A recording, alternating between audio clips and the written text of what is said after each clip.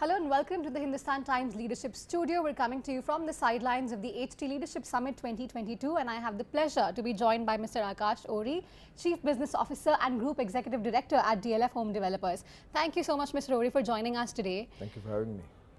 Let's begin by talking about the two major disruptive events that the world, faced over the last 3 years. There is, of course, the aftermath of the Russia-Ukraine war that we're still grappling with.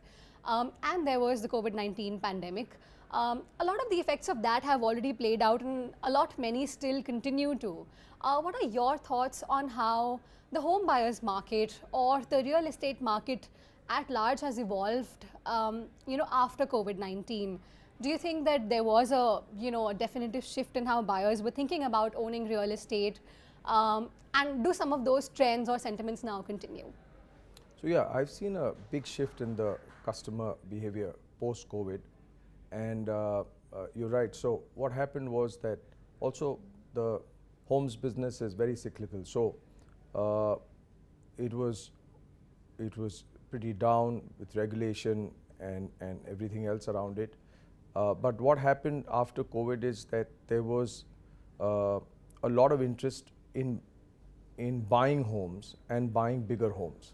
So what COVID did for the first lockdown, it kind of shook the hell out of everybody, because you were in your own space. Well, the romance lasted for about a week, and after that everybody started to get edgy, and as you know, most people go out of their homes to do work. So they suddenly felt caged. And what I saw after that, and in fact I was the first person to observe that, Mr. Parekh had said something, Anuj Puri said something about the real estate, but I had a completely contrary view where I could see this demand coming. And I could see this, I'm talking about mid-2020, and I could see this very perceivable change, and people wanting to now get out and buy, first of all, real estate, and second, buy larger real estate, bigger homes, wanting to get into second homes. The hill stations and Goa became an extension of their present homes. Sure. So what happened in 2010 to 2015 was a lot of money from real estate was taken out in other asset classes. And I felt post-COVID there was this pent up, which thankfully started to release towards real estate and primarily in the resi business, in the residential business of real estate. So there was a change, and post that I saw, which was another good thing for the residential business, was the youngsters, a lot of startup youngsters. Every time we'd meet them in, I'm talking about 2018, 19 in different forums, they would tell me about how much money their money will make, and therefore they don't want to be bogged down with putting money in real estate. Come 2021-22, post the second wave, a lot of them, in fact most of them, and I'm not going to name them, bought one of our most premium properties called Camellias, cash down, money on the table. So I saw that change happening, and for the better, because I think everybody realized that, look, that life is finite, and whatever you are doing, you're doing, but home is where, is a place which should actually calm you down, should kind of rejuvenate you, and so on and so forth. So that those stories started to come out, and people really, I saw families, I saw them getting more involved in now investing in their own home. So that's been a huge change. And do you see that trend continue? Because a lot of the effects of the pandemic, where people were caged in their homes, have sort of changed. People are going out a lot more now. Life is, in some senses, a little bit back to normal. Do you see that incrementally people are sort of going back to their old ways? And you mentioned that especially the younger segment of buyers don't necessarily prioritize real estate investments. Do you think that trend has sort of gone back to where it was? So as Indians, real estate is in our DNA. Gold and real estate is in our DNA. So when we were growing up, our grandparents are, I don't know about you, but I was definitely told that, you should save, and the first opportunity that you get, you must get a roof on. So, I mean, that's part of our culture. It's what we've been doing, and anywhere an Indian goes, trust me, real estate comes naturally. So, but initially what used to happen was a big real estate push, and then of course moved to other asset classes, as I said. COVID only helped kind of propel it back into this direction. I feel now that you've established, I don't really think things are going to change. If you see interest rates are mounting, yet I've come on various, I've been quoted also. I'm not saying it's not going to affect, but as of now, these are, I see people, I mean, we've done some great quarters, past 3, I can say, but people are continuing to do that. So I think investments will continue. Real estate has been there. I think it's going to be there, is here to stay. Again, COVID has changed a lot of perceptions, has changed things for us, I can say, for the better, in terms of at least owning assets, which was in the younger generation I saw, not only in India, outside, they were not buying. And I speak to some of my colleagues outside in America and UK and all, they themselves are seeing this shift.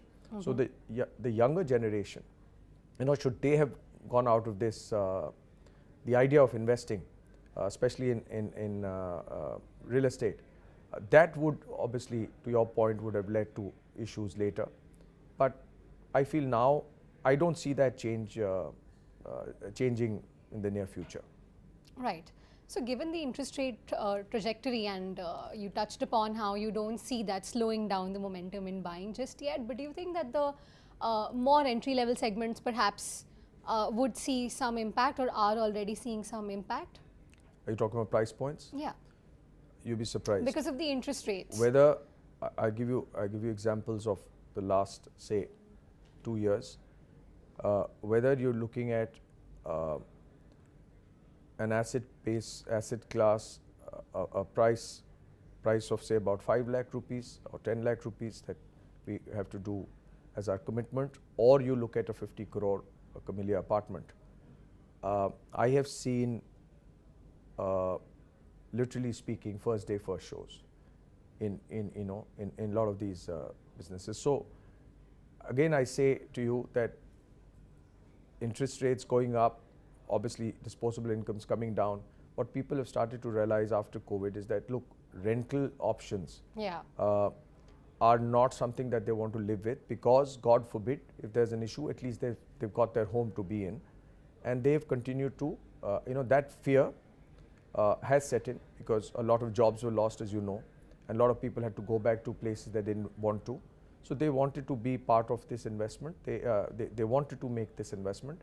And I think that is something, I'd say, from maybe a number 3, number 4, 5 priority, it's come up to number 1. That, let's first invest in a good home, in a place that we are going to be living. Most of these changes, if you see, another pattern that I saw has changed is people were moving into homes with smaller home offices or studies. That became a priority, which tells you that people are looking at, it's going to be a long haul. People are looking at now, really want to be vested, want to be, staying and punting on places that they feel they're going to, they call home. So I think that trend, I'm not again saying that, all these disruptions outside are not going to make a change. But what is happening today is what people are making a choice for themselves. Now nothing is more important than that, you know. So there was also this trend of, just taking on from what you said, people moving out of major metros and going back to sort of their hometowns and on the outskirts of the cities to more peaceful, settings, because they knew that they're not going back to office for some time. Has traction in those pockets continued even into the present, and what's your outlook for how those geographies will do? So I've just met somebody, an old friend of ours, who's been investing, doing other businesses, but he's just invested in a startup which is doing a homes business only in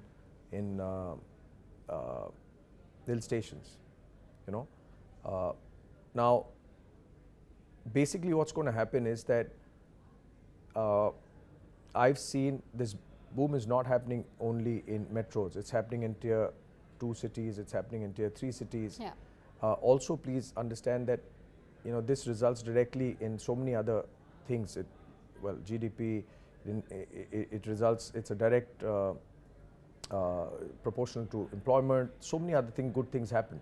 So as far as the interest levels are concerned, I feel that people are continuing to will invest in alternate homes as well. So that I feel is going to happen. But also another good thing that I'm seeing is a lot of that investments. Earlier people had started to send their money out to the Middle East to buy assets externally. I'm seeing a lot of that changing. I'm seeing people now wanting to invest in India. Okay. Yeah, and maybe second homes or third homes or whatever they want to do, they do that. And I'm also seeing a good amount of NRI investments coming in. With all these geopolitical issues going on in the world, at one point in time when I used to interact with a certain HNI level NRI, he or she would always tell me that, we're settled, our kids are born here, we aren't looking at going back to India. But that I see is also changing. I'm seeing that over the last, say, about 3 years at least, where they're saying, oh, let's get a foot in the door.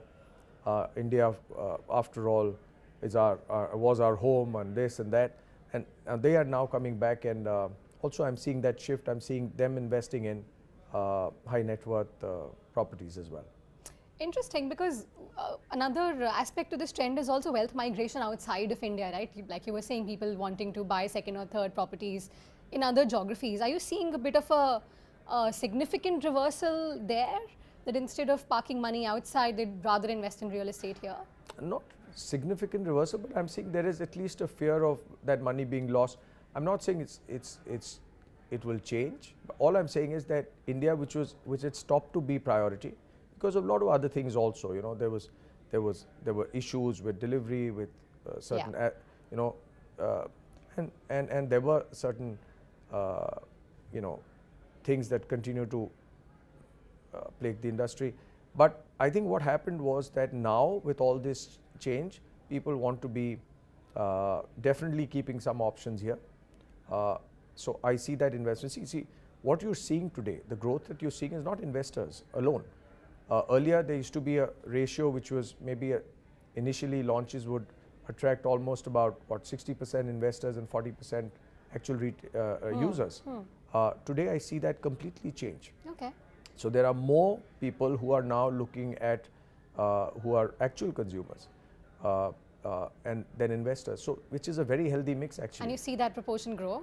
Yeah, it's going to happen. See, thankfully, we keep talking about our population, but it's also a boon in this way, because there's so many people who are out there who are continually looking at homes, continue to look at bigger homes, better homes. So I think that particular thing, like any other thing, will continue to move. There's a lot of demand. It just needs to be channelized in the right way, and you need to be fair and provide on time. You need to be, your price point should make sure that there's enough for the consumers, for the investors. So I think if you look at it in totality, I think everybody needs it. It has to be an inclusive kind of a movement. So lots of demand for high quality real estate then. Absolutely, across the board, not only high quality. a lot of demand for premium, a lot of demand for high quality, a lot of demand for all levels of real estate right now. I think what is important is what investors are today or consumers are looking at is the finished products, and they're looking at good companies. They're looking at companies which are, who've lived up to their commitments, who've delivered, and they know their money is safe. I think that is far more important today than just looking out for real estate. Right. Well, absolutely. Thank you so much for taking the time to speak to us. Thank you.